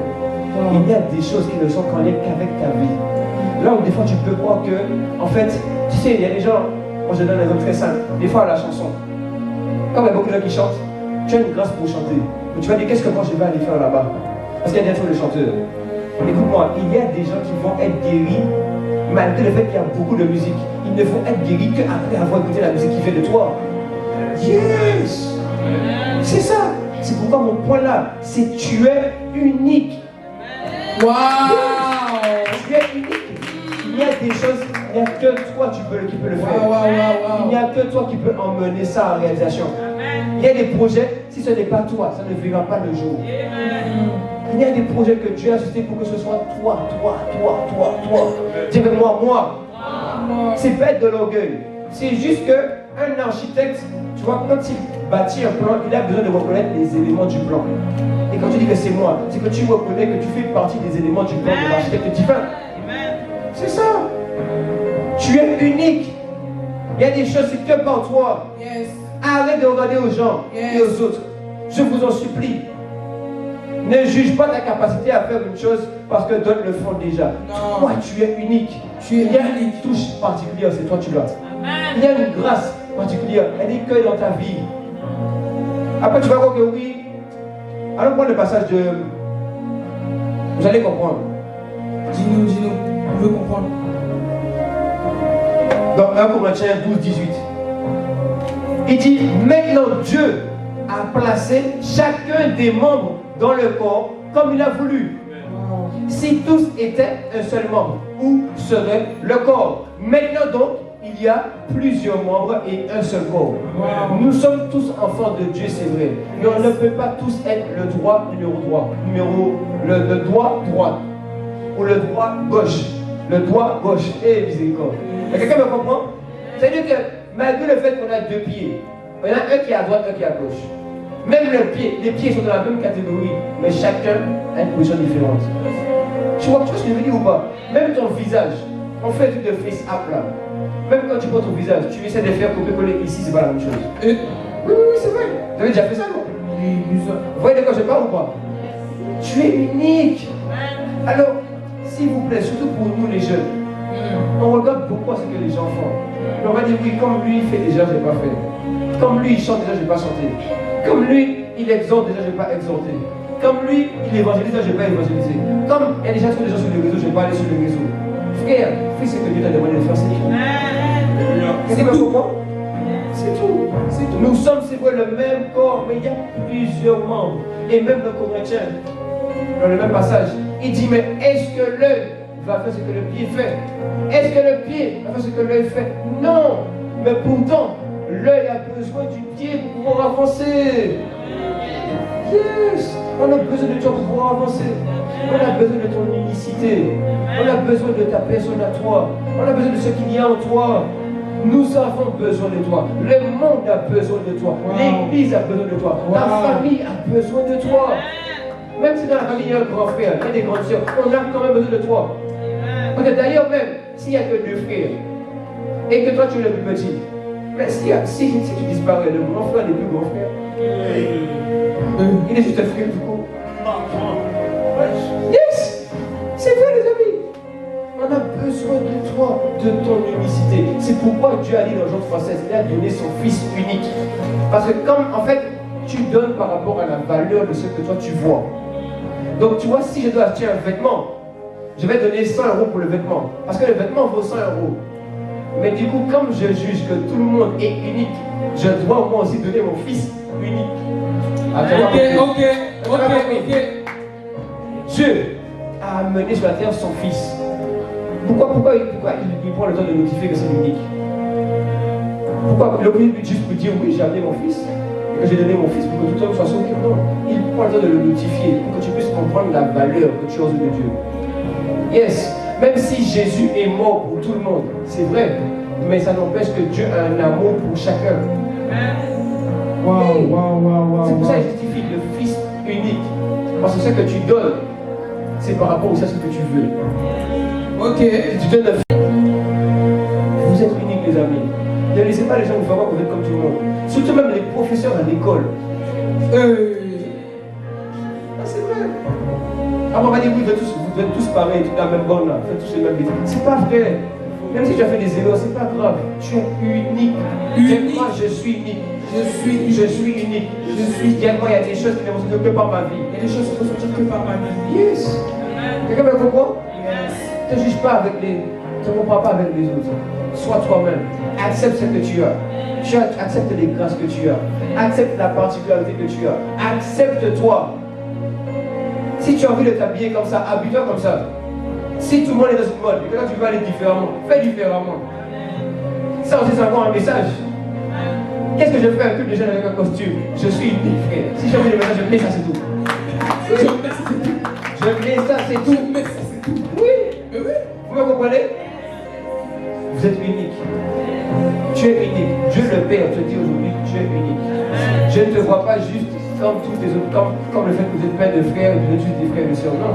J'aime ton grand frère, je t'aime toi aussi, j'aime ta petite sœur, c'est tout. Le Seigneur nous aime tel que nous sommes de manière unique. Tu me comprends? Donc on va se lever. Yes. On va continuer sur ça.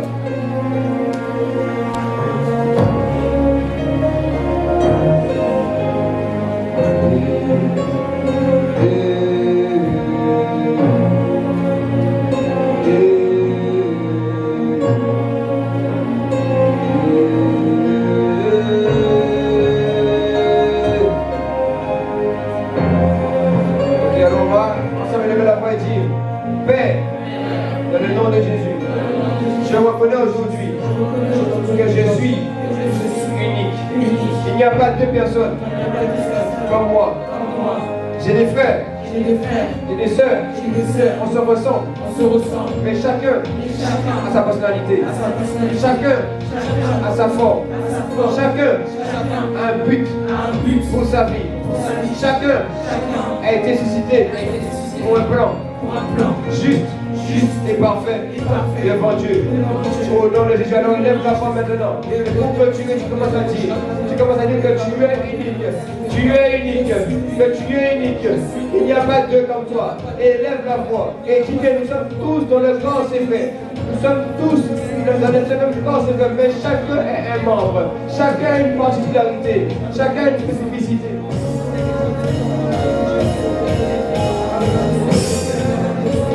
Élève la voix, élève la voix. Élève la voix, élève la voix, élève la voix. Et déclare que tu es unique. Déclare que tu as ta personnalité. Que tu as la forme que Dieu t'a donnée. Déclare que tu ne vas plus chercher à vouloir faire comme les autres, à vouloir vivre comme les autres, à vouloir marcher comme les autres, à vouloir vivre comme les autres. Non, tu vas marcher selon la forme que le Seigneur t'a donnée. Tu vas marcher selon les grâces que le Seigneur t'a données.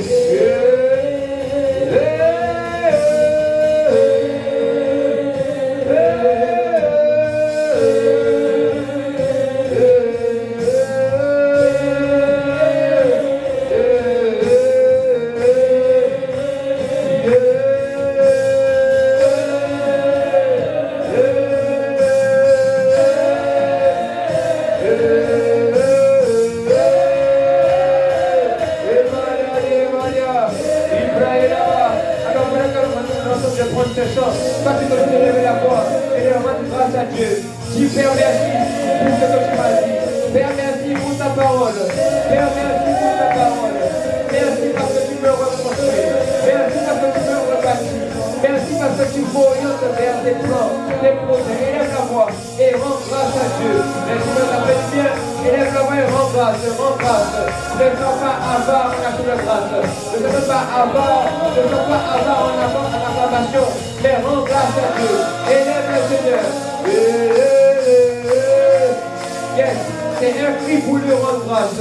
C'est un cri pour le glorifier. C'est un cri pour l'élever.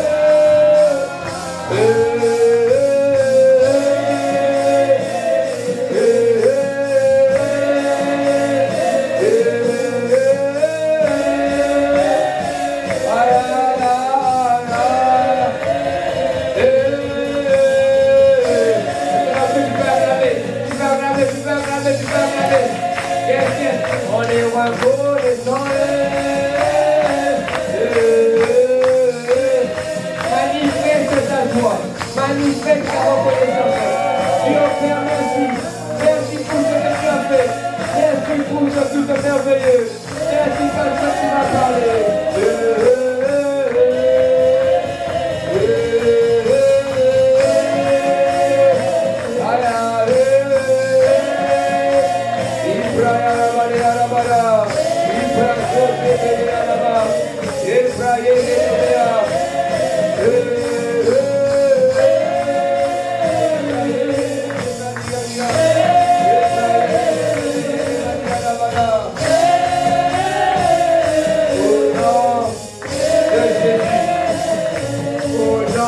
Jésus, si le Seigneur t'a fait du bien aujourd'hui, est-ce que tu peux acclamer pour donner tous les joies? Si le Seigneur t'a parlé, est-ce que tu peux pousser tes joies? Amen. Alors ça fait du bien? Ça fait du bien? Le Seigneur t'a parlé? Alléluia. Alors tu vois, quand Dieu t'a parlé, Jacques nous explique qu'il ne faut pas être des auditeurs oublieux. Mais ce qu'on a fait aujourd'hui, c'est ce que tu fais aussi chez toi. Tu prends la parole, tu médites. On a donné des passages, tu reprends les mêmes passages. Et tu remédites encore, tu relis, tu les imprimes en toi. Et après tu déclares, tu dis voici ce que je suis. Et tu verras que ta vie va changer. Amen. Amen. Quelqu'un va faire ça? Quelqu'un va faire ça? Quelqu'un va faire ça? Lève la main si tu vas faire, lève la main. Alléluia. Au nom de Jésus. Alors, juste avant de clôturer, on va juste incliner la tête. Et si tu es ici et que tu ne connais pas encore Jésus, que tu n'as pas encore donné ta vie à Jésus, tout ce qu'on va de dire et d'évoquer, ce sont des choses que nous trouvons par la grâce que nous avons en Jésus le Christ. Alors, aujourd'hui, tu veux retourner à Jésus. Tu veux te réconcilier avec le Père en reconnaissant que Jésus le Christ est Seigneur et Sauveur, en reconnaissant qu'il est mort et ressuscité. Si c'est ton cas, et tu n'as pas encore donné ta vie à Jésus, que tu n'as pas encore fait la